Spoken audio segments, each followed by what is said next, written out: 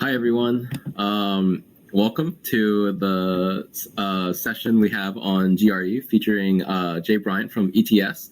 I'm super pleased to introduce you guys to him. He started out teaching high school Spanish, but then spent 15 years leading admissions, including at Thunderbird and then UCSD.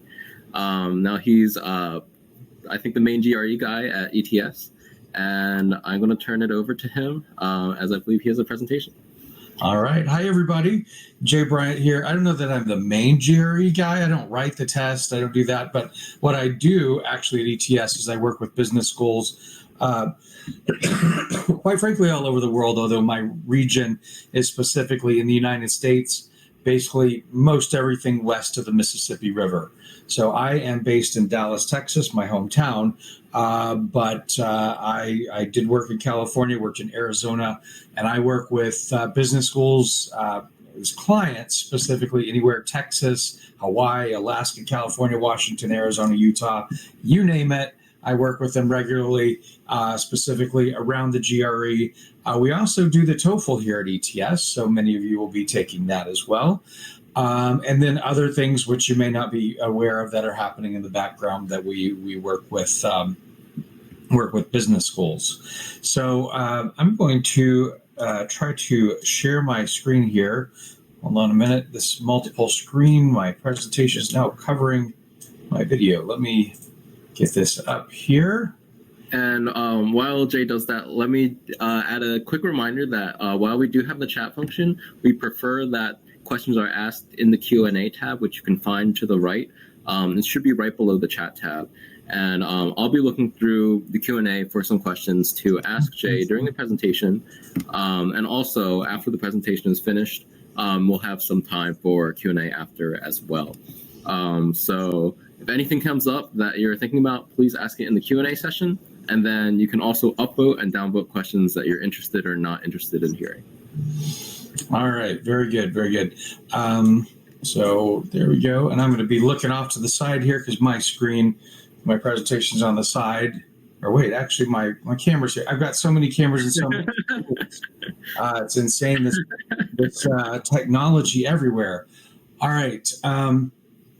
So let's go ahead and jump in here. As I said, I do work with the GRE General Test, and I specifically work with business schools. Really fun job to be able to work with all the schools that are out west. In fact, this last week we hosted a conference for HBCU universities that we had at our headquarters in Princeton, New Jersey. So here's a little bit about me. Me dressed up a little bit nicer there. I do have my undergraduate non-traditional business school background, and my undergrad in liberal arts, Spanish, and education. I am a Longhorn, University of Texas by undergrad, so go Texas. After a couple of years of teaching high school Spanish, I graded AP tests. All that sort of stuff. I loved it, but I was wanting to go on to more. Decided to get myself an MBA in Global Management, which I did at Thunderbird School of Global Management out in Arizona. At the time, it was a private school. Now it has become part of Arizona State. So they kind of have two business schools, if you will, the Carey School and Thunderbird School, with very different focus for each of them. Then after I graduated with my MBA, I was asked to come on and work for my school. Started by recruiting students like yourself that were looking to go get their MBA.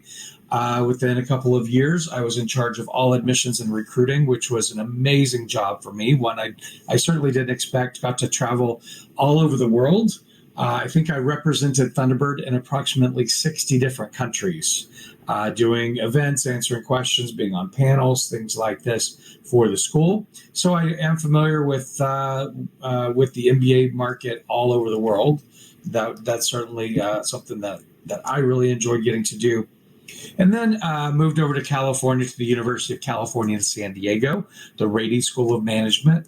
Really great to be able to really know the University of California system really well. Know my sister schools, UCLA, UC Irvine, Berkeley, Davis.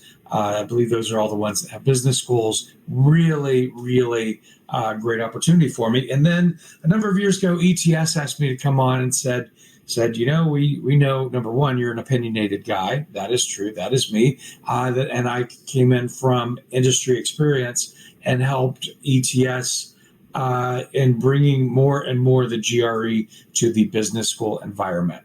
So here I am. That's what I do today. I do this sort of presentation on a regular basis. I told Alan, interrupt me at any time. For real, Alan. If you have a question about something I say or think that there'd be benefit in going a little bit deeper with any sort of concept. Now, I am also going to turn on my pen. As I mentioned, I am a former teacher, which means I love to write all over the chalkboard, and I'm going to do that with you here. So, first reason, why might you even want to take the GRE? The GRE is flexible. What do we mean by that? Let's say you're just kicking the tires on business school right now. That is fine. You may decide that you want to go into engineering. Maybe you even want to go into law.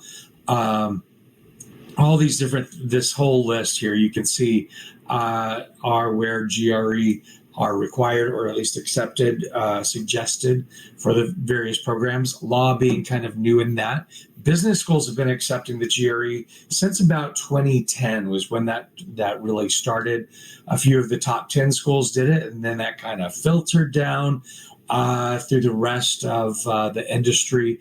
I know that I led the move to accept GRE at both of the schools that I worked at. And quite frankly, you can look on the website's admissions for almost every school you'd be looking at right now and find that the GRE is something that you can submit for admissions with parity to the GMAT. You don't have to take the GMAT. You can take the GRE. Now, I throw in a caveat here. Always check with the schools that you're looking at.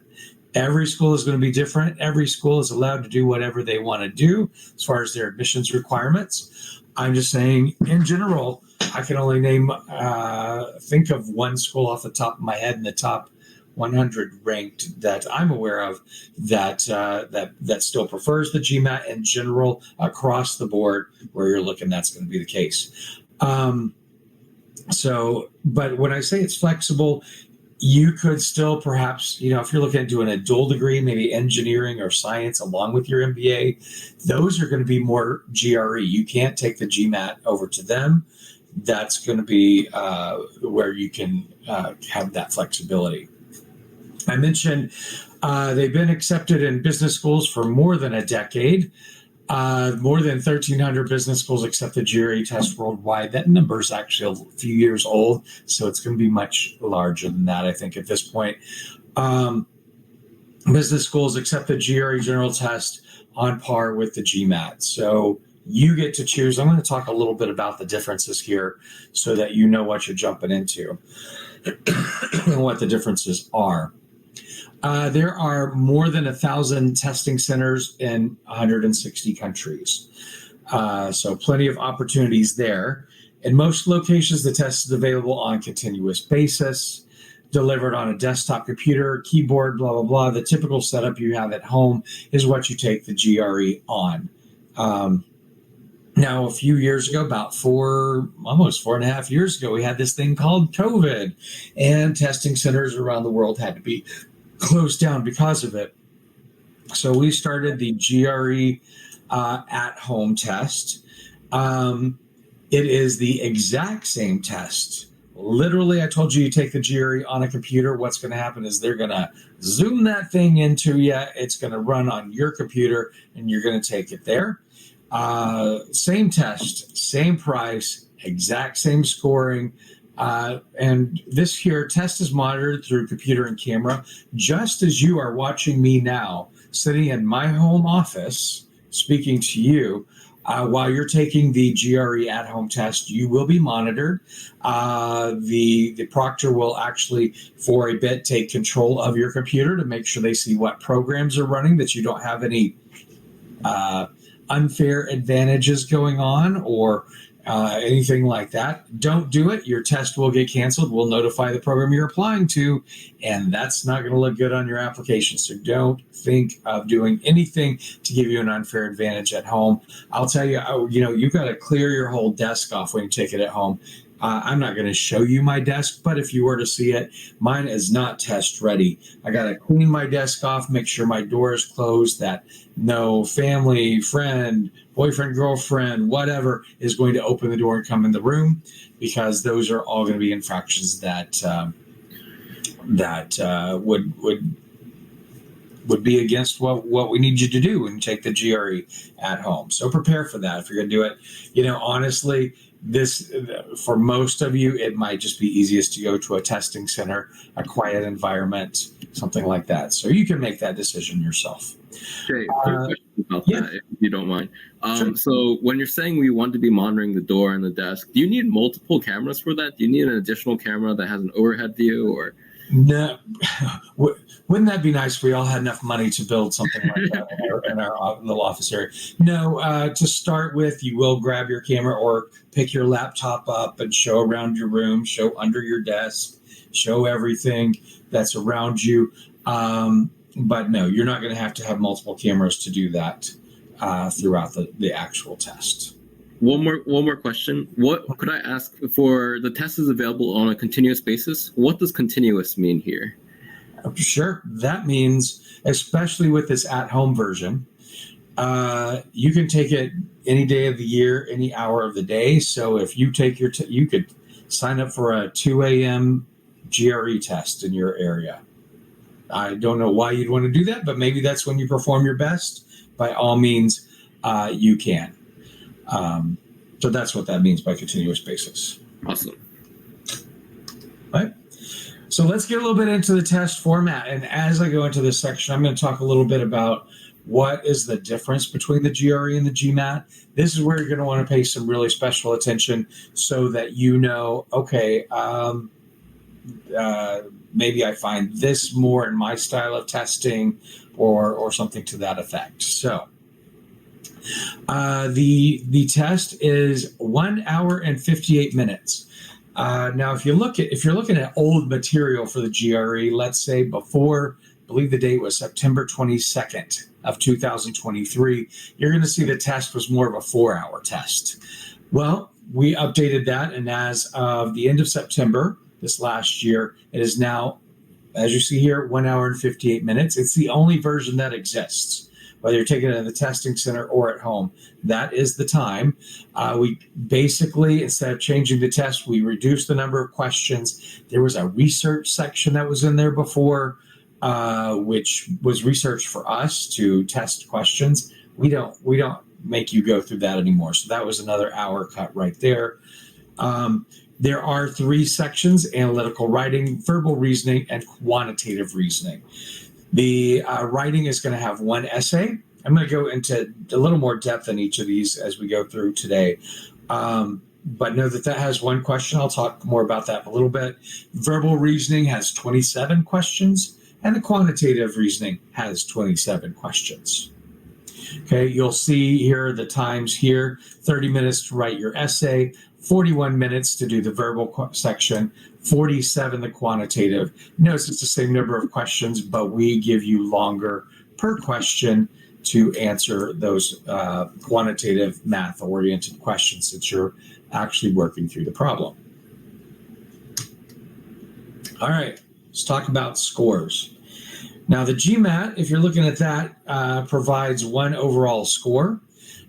We actually provide 3 scores. You will find some schools may report them out a little bit differently, but I'm gonna talk about this real quick. Analytical writing is 0 through 6 in 0.5 increments. So if you got a 0, that means that you didn't write an essay. It's completely blank. You could get a 0.5. That's not a very strong score. A 1, 1.52, 2.53, et cetera, all the way up to 6. 6 being a really excellent, well-written, good spelling, good grammar, good organization, all of that to get to the 6. Let's look next at the verbal reasoning. The scores are 130 to 170. And that I will just jump over here and say that's true for both verbal and quant. 170 being the highest. Essentially, if you get half the questions right, you get a 150. So you know kind of where you are by where your score falls there. Goes by 1 point increments, so 150, 151, 152, 153, et cetera, et cetera. Certainly want to aim for that 170 being a perfect score. If few people get there, but 130 going to be on the low end. Now, what you're going to see sometimes, let's say that you made, I'm going to make this simple so my math skills aren't being tested here. Let's say that you made a 150 on both sections. On your score report and the score report we send to the university, it's going to say you made, let's just give you a score of a 5.5 on the essay. You're going to get that score. Then you're going to get a 150 verbal and a 150 quant. What you'll see some schools do is they will put these together and say, we have an average GRE score of a 300.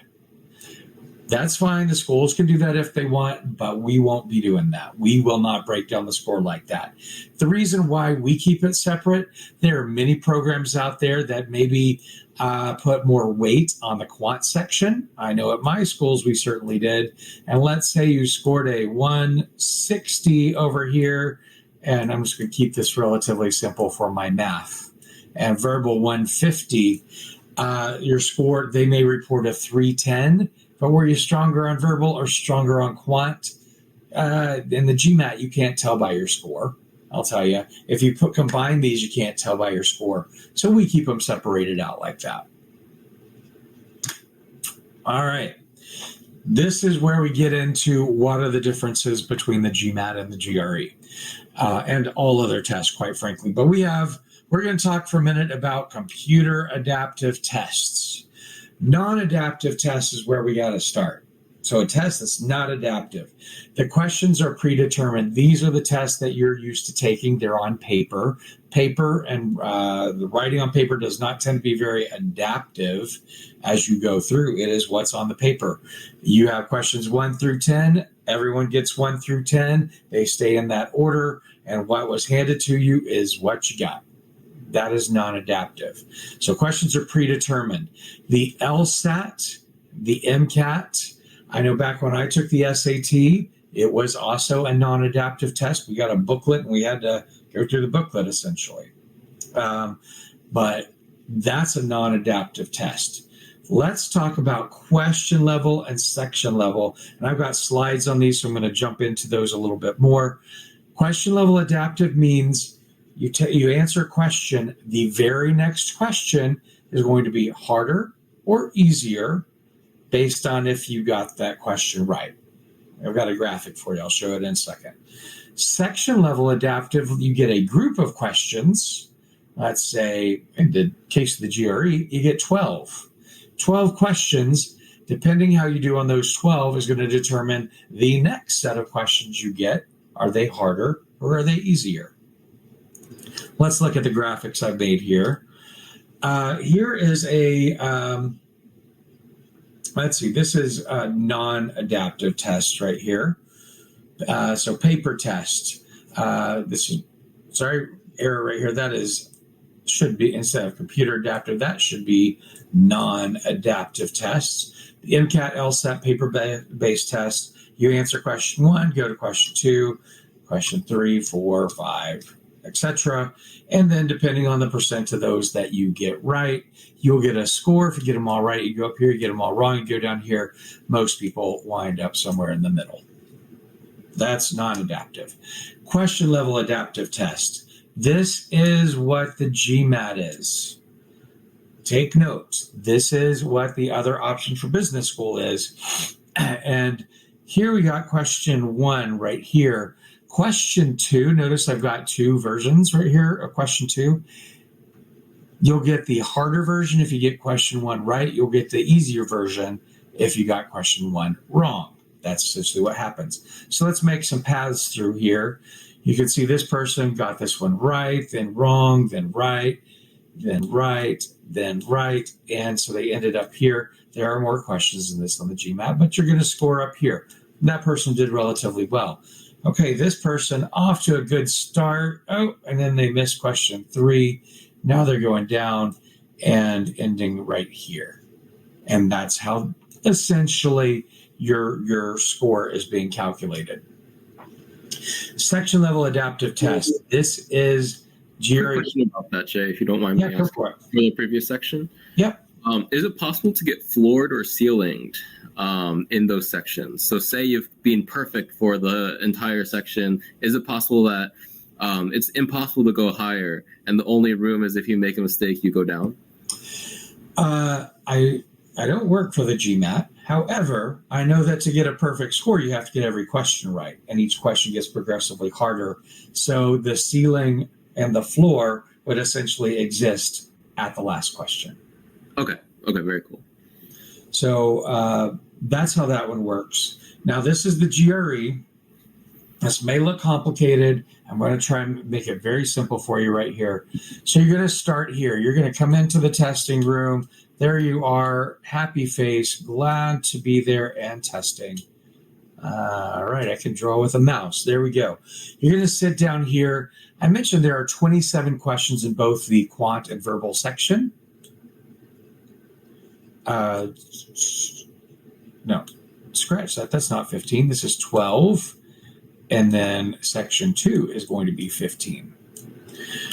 All right, so what's going to happen is you're going to get 12 questions in section 1. You're going to answer all of those. If you get them all right, good job. You go up here to the more challenging content. If you get them all wrong, you're going down here. And those that get about half are going somewhere in here. I'm not saying there's only 3 boxes. That's not something that is there. That's not the important part. Think about, you're going to get a section of harder questions or easier questions depending how you do in section 1. Now you go through section 2, you get all of them right again. That's what everybody's aiming for, and that would get you the score of a 170. Having a horrible day, you got all of them wrong in section 1, all of them wrong in section 2. That is going to be your unfortunate score of 130. Now, most everyone listening will wind up here in the middle somewhere, depending how you do. Now, how is this different? I mentioned in here that you get 12 questions in section 1. What's going to happen? You get all of those questions at once, and you can move around. I'm going to give an example. This is a true story from my life, where I was taking a test, and I got to question 3. And part of the question required me to do the area of a triangle. Some of you out there are ready to do that. You're like, why is that an issue? Me, I'm good at math, but it had been a long time, and I don't know, something happened in my brain. It wasn't firing right. What's the formula for area of a triangle? I don't remember. And I was stuck. On the GMAT, you have to answer it right then and right there, because the very next question is going to be determined on how you did on this one. And the clock's ticking. You have to keep moving. So thank goodness I was in a situation like the GRE where I could go on and move on to further questions. I got to question, let's say number 7. Something in the question tipped me off. The area of a triangle is the length and the width, same as a square situation, but it's cut in half, so it's 50%. I'm not a geometry teacher. Don't quote me on that, but it's half that of the height versus the width, essentially. To find the area of a triangle, it came back to me. I went back to question 3, did the work. Look there, the answer that I've come up with is one of the choices, and I got the question correct. If I were on the GMAT, too bad, too sad, I had to answer.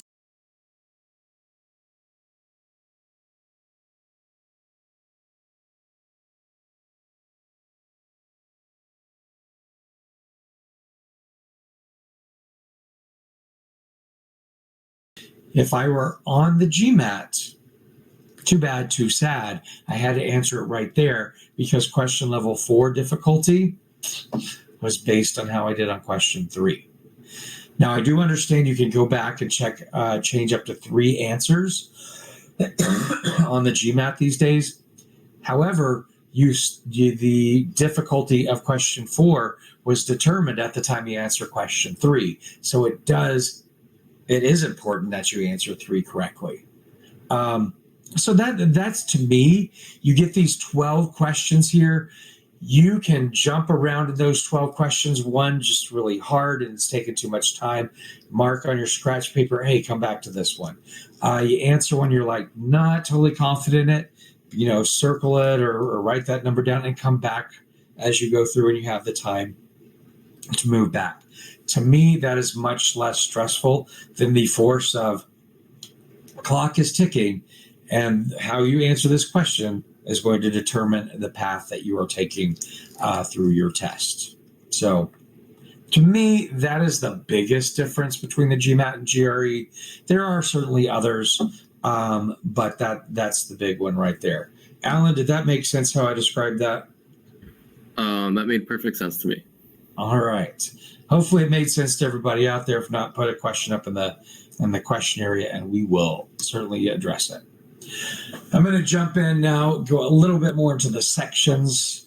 Analytical writing, there is only one essay you got to write, and the topic of it is analyze an issue. You're going to be given an issue, asked a question about it. You're going to get 30 minutes to do it. And you are going to be typing your essays, so make sure you're ready to use keyboard. You could do insert, delete, cut and paste, all of that sort of normal stuff that a word processor does. There is no spell check or grammar check. In fact, we're checking your spelling and your grammar. So think about that. Now, I'm going to give the single biggest piece of advice that I can. Mention at the beginning that I used to teach high school. I taught AP Spanish, which meant that my students had to write essays. Going through school, I always hated, we have to do an outline. How boring, how stupid. I learned you can do an outline in like 20 seconds and it will change your essay altogether.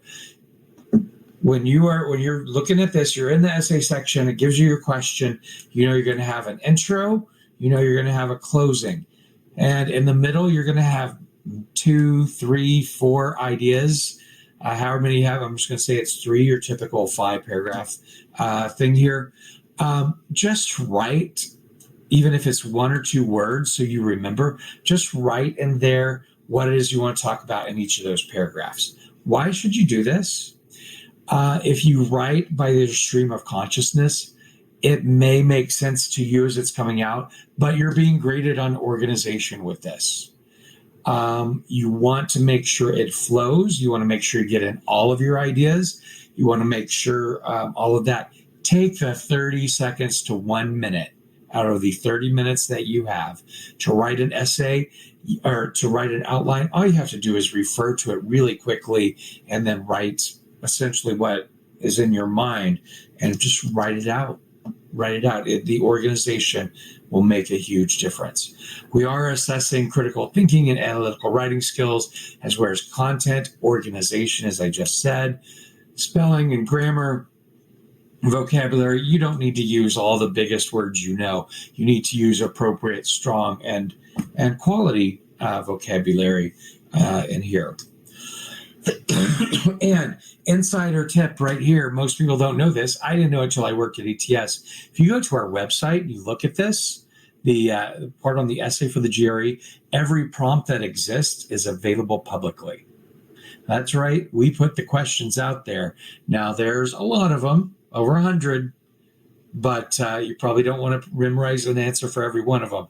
But you can go through and say, okay, these are what these look like. This is what this feels like. Maybe in your studies, you could just make some outline of 10 or 15 of those. So you get your mind working in that realm. Any questions on that one, Alan? I think that, let me see. First, I want to say it's super cool that all the essay prompts are available. I think there's a little bit of question about how is it used in terms of evaluation. From your perspective as an admissions officer, I saw you talking about the verbal and the math scores. Are the analytical writing scores discounted, or are they used separately? How's that work?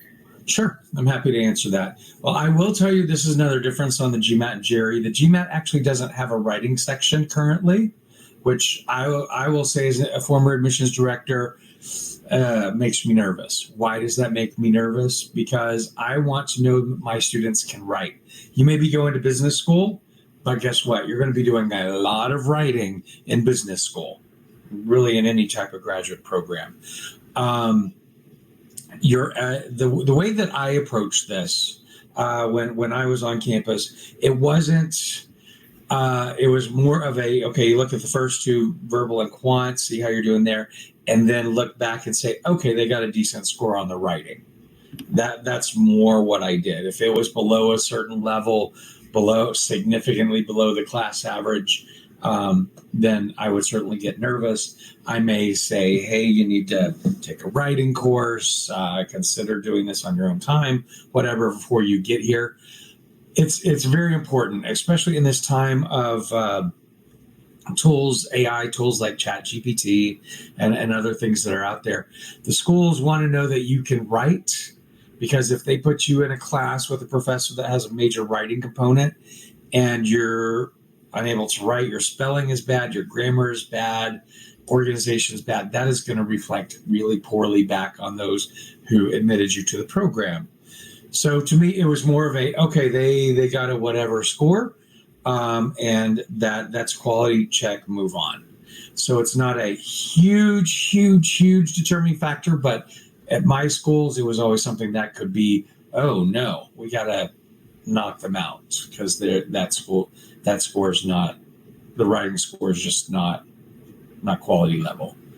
Especially, I'll say, it's true for domestic students, but international students for sure.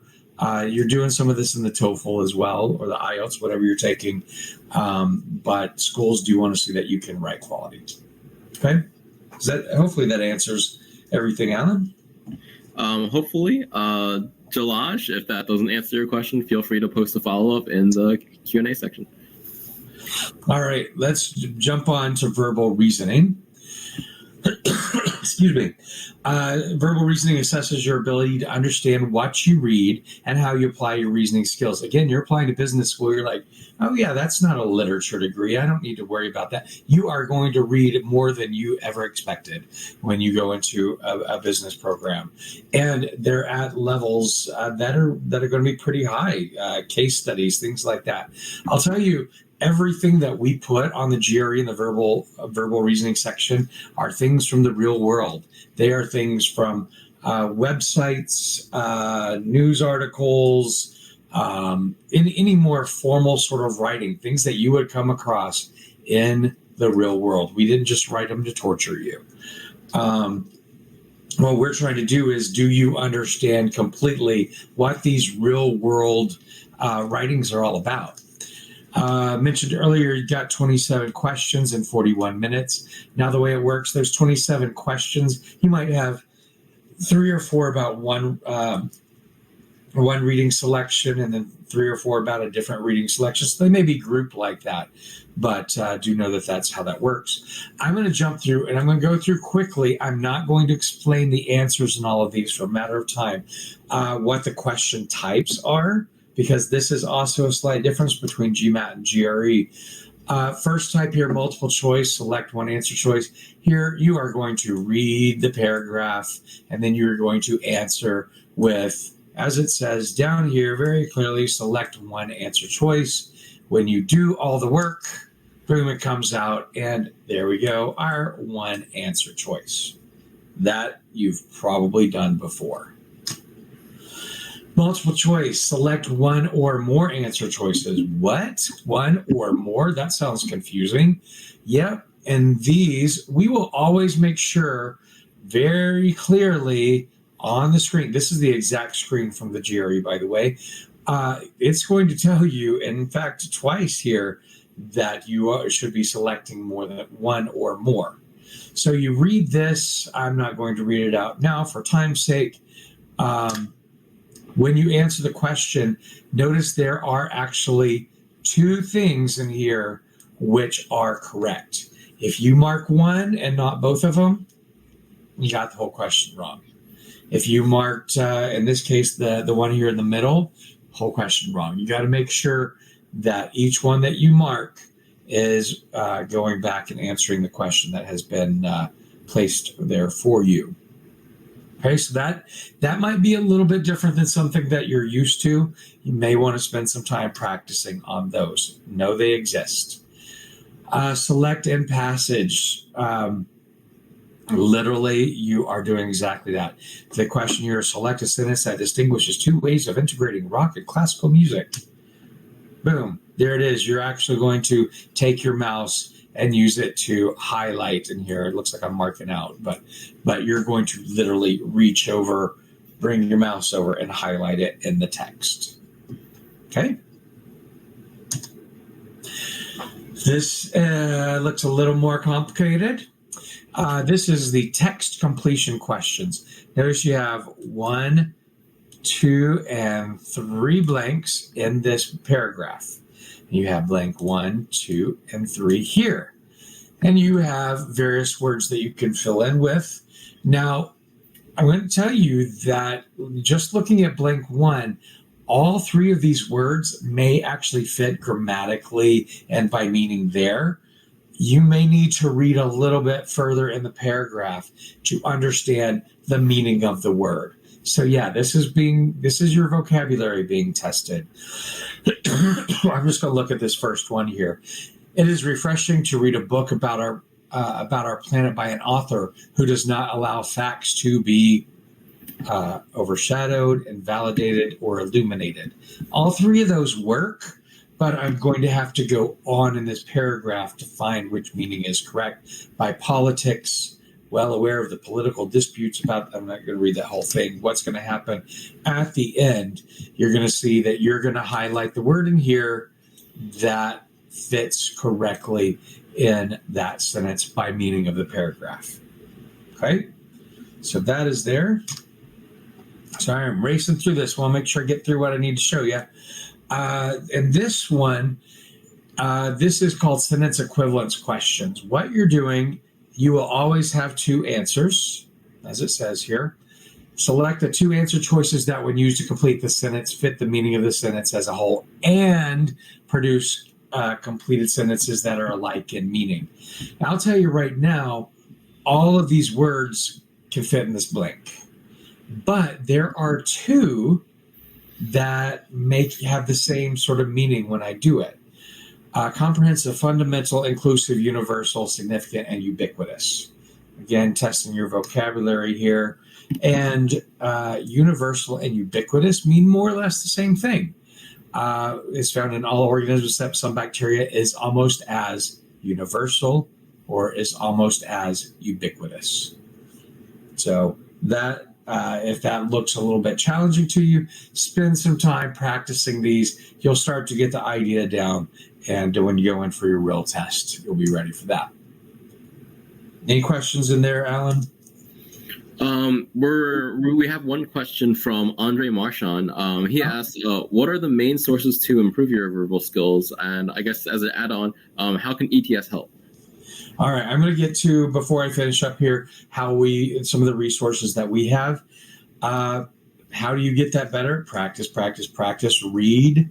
Some of these are long-term things that, if you are an avid reader and therefore have a great vocabulary already, you're going to be at an advantage with that. So, there's certainly all sorts of study tools out there, but I'm telling you, the more you practice, the better you're going to get at it. It's just going to start coming to you, and you're going to find the patterns in words and things like that. I don't have the world's best vocabulary, but I will say mine is above average. But that's because I speak other languages, and for me, those words start to break down, and I can look at a word and know its meaning by breaking it down into the little pieces of the word. Things like that. It's just a time and doing it. But study materials are coming up for you. Quantitative reasoning. First thing I want to say here, look at this beautiful calculator. Yes, we give you a calculator to use in the quantitative section. We are not here to test if you can do long multiplication and division. Rather, we are here to test, can you figure out how to solve a problem? And let's be honest, all of us have, gosh, I probably got 6 calculators within arm's reach here, starting with my phone. I've got 2 computers here, an iPad, even on my watch, everywhere. So that's why we give it to you here. But this is it. This is as complicated as it gets. You don't get graphing functions and stuff like that. So know that this is the exact calculator.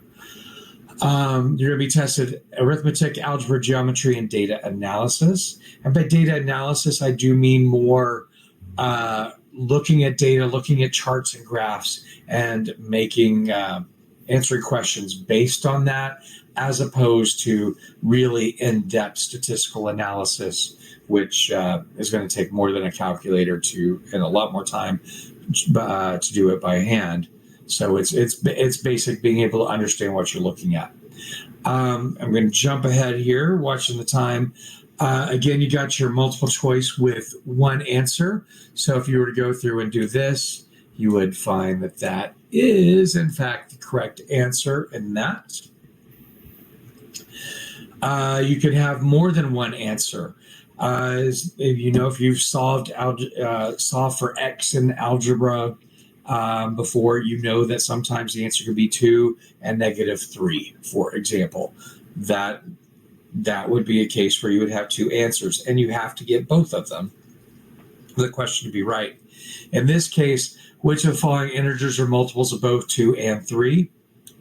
Well, there are 3 answers that fit that, and I have to put all 3 to get the question right. All right, quantitative comparison. Notice I got a whole new different slide here because these, to me, really stand out as different. The first thing to know about these is there are only 4 potential answers ever, and these are them. Quantity A is greater, B is greater, A and B are equal, or I don't have enough information to answer this question. We're not even asking you really to solve it. We're just saying, can you solve it? And if so, are they equal? One is greater than the other. So let's look at an example here. Geometry. We got quantity A is greater, A is PS, and quantity B is SR. Should be right here. So are these greater? Is A greater? Is B greater? Or are they equal? Looking at it, they look equal. But I got to use my geometric principles here, and all the rules and laws that I use there. It could be off by a micrometer, and they're not equal. So basically, I'm not going to go through this whole question. I could. It does tell me PQ equals PR, so we know that and that are the same length. Does that transfer to this and this being the same length? The answer is the relationship cannot be determined.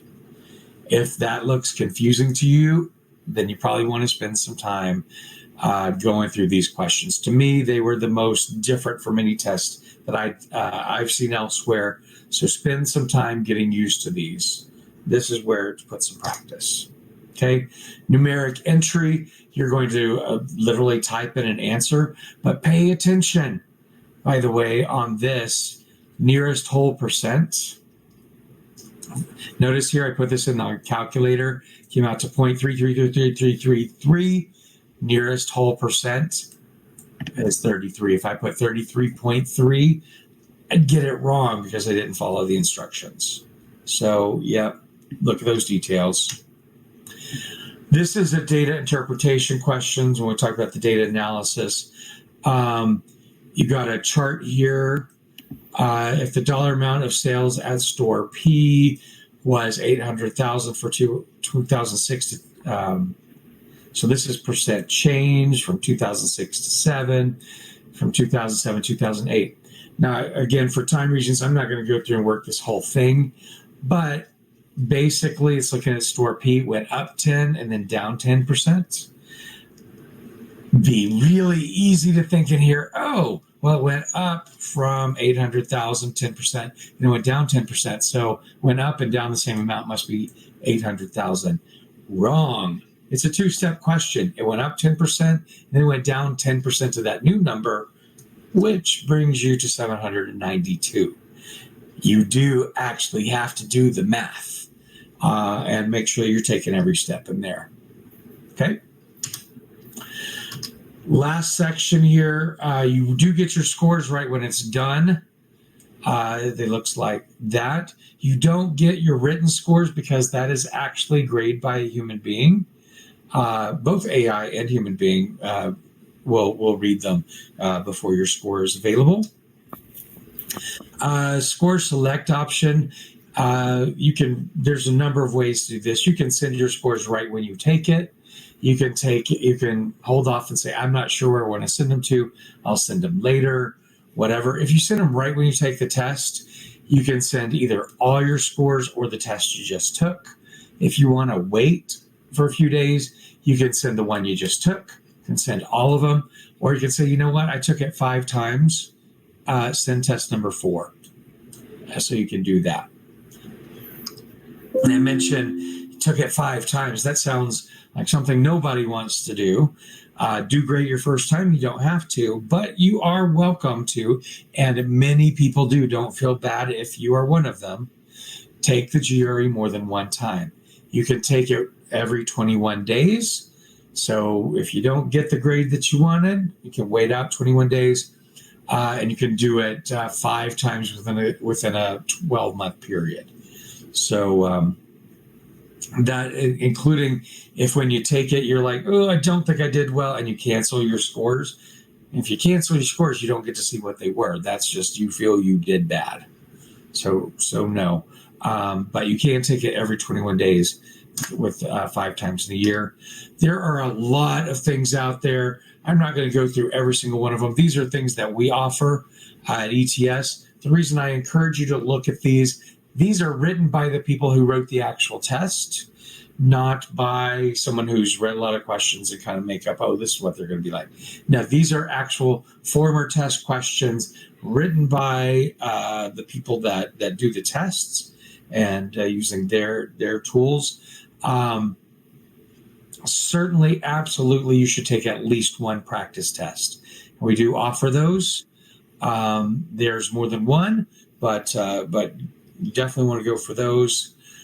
There are books out there. You can find these on Amazon or at a bookstore if one still exists near you. And mix and match what it is that you need. I will tell you, if I were doing this today, former teacher, I would say look at the GRE Mentor. It's on the Google the GRE and from ETS, our company, and you're going to find GRE Mentor. You can just Google and GRE Mentor. This is basically a computer program that adapts to you, adapts to when you're taking your test. Notice it says 51 days until your test. You put in when you're taking it, and it's going to calculate a curriculum for you to go through and day by day what you need to learn. Okay? That's a lot of material. Alan, do we got any more questions out there? Yes, we have a few. So starting with, can we go back to change answers? Back to change answers, absolutely. So, Ronke, in the section, let me go back. Sorry for flashing across your screen. You're going to see if I can get back to that that particular slide where I was showing you. But yes, within a section, you can. So in the verbal and quant, you'll get 12 questions. You can move around in here. Once you move on to this section, though, in this 15, you can move around in here. You won't be able to jump back. That's not possible. Okay, so Ronke, I hope that answered your question. After that, we've got one from Jalaj, and he asked, could we select which section to attempt before starting the test? No, it will go through in the order that I've shown here at this time. Okay. So, Jalaj, hopefully that answers your question. Mayokun is looking for, is there a reason to go for GRE over GMAT? Is there like maybe a quick 1 minute answer to that, or? Well, the answer is what fits you and your test taking skills the best. I really think that these slides, to me, having worked with both tests for 2 decades now, this is the big difference: the ability to move around. There's different sections on the GMAT that may push you one way or another. If in an ideal situation, you would take a practice test for each of them and see which one you feel you did better on. From an admissions standpoint, from being in an admissions office, they don't care which one you take. And you don't necessarily want to compare directly GMAT to directly GRE. They know kind of, hey, this is how people perform on the GRE, and this is our admissible group, and this is the GMAT, and this is the admissible group. And they post those numbers on their website. If you don't see a GMAT or GRE average, reach out to the admissions office. That's one of the things they are happy to share with you. It's what the class average is. Awesome. And then I think the final question people have is, hi, Jay, thank you very much for the session. Are there any discount codes available for either the test or any preparation material? I don't have any discount codes right now available. I wish I did.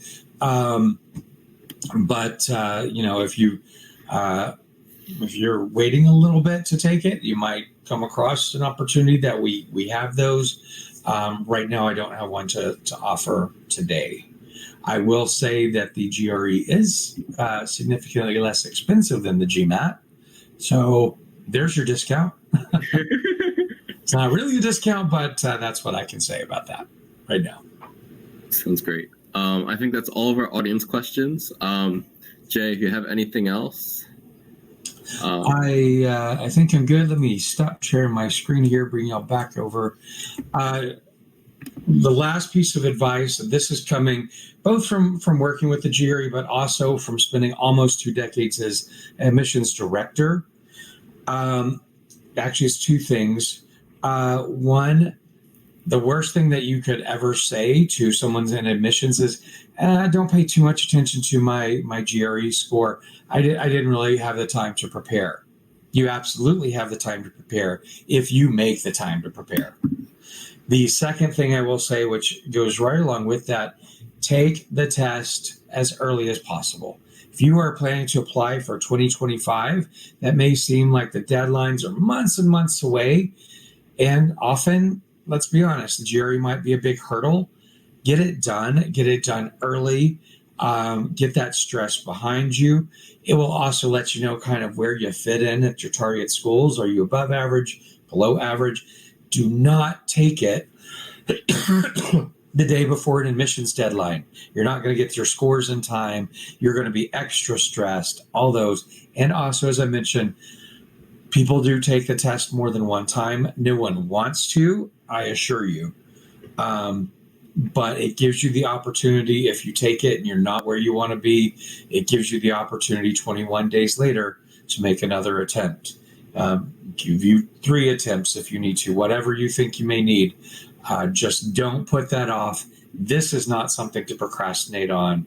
I personally, I set a date for when I was taking my admissions test a long time ago for my MBA. I set the date. I set it about 6 weeks out, 2 months out, something like that. And then you have that length of time to study. Don't put it off. Put it out, schedule it 2 months out, whatever you need to do. But get it done. Get it behind you. In that case, thank you so much, Jay. This is a fantastic session. Thank you so much, audience, for joining. And then I hope to see you guys in another session in the future. All right. Very good. Thank you, everyone.